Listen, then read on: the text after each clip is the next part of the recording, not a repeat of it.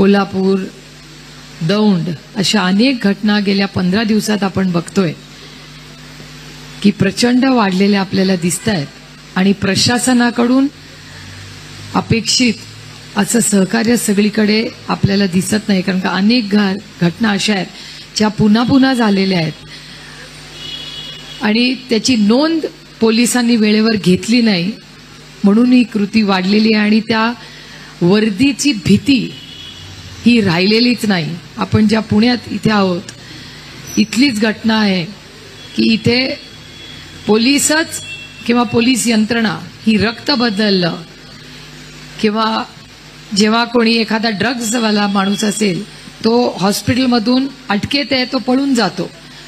त्यानंतर अशा अनेक घटना पुण्यामध्ये कोयता गँग असेल अशा अनेक दुर्दैवी घटना सातत्याने आपल्या राज्यात आणि पुण्यात होत आहेत। या प्रशासनाचा मी जाहीर निषेध करते आणि एक महत्त्वाची गोष्ट आहे की हे सरकार किती असंवेदनशील आहे बघा।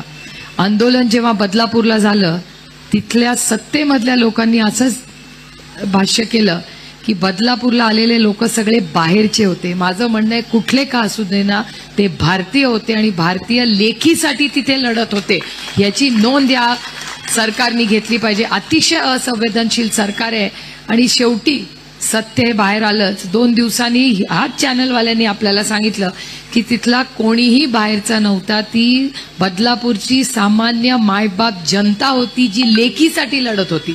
म्हणजे ह्याच्यातूनच या सरकारची विचारधारा काय किंवा कसा हा विचार करतात हे उघड झालेलं आहे। त्यातून माननीय मुख्यमंत्र्यांनी एक स्टेटमेंट केलं की एक बलात्कार झाला पुणे जिल्ह्यात आणि 2 महिन्यातच आम्ही त्या नराधामाला आम्ही फाशी दिली। अशी जर कृती झाली असेल तर आपण सगळे जाहीरपणे मुख्यमंत्र्यांचा सत्कार करायला जाऊ जर ह्याच्यात सत्य असेल तर। त्यामुळे प्रत्येक गोष्टीत गलिच्छ राजकारण आणायचं आणि इतकं असंवेदनशील सरकार आजपर्यंत मी खरंच कधी पाहिलेला नाही। हा विषय अतिशय गंभीर आहे आणि अतिशय संवेदनशीलपणे ही फक्त त्यांची लेख नाही ही आपली लेख आहे।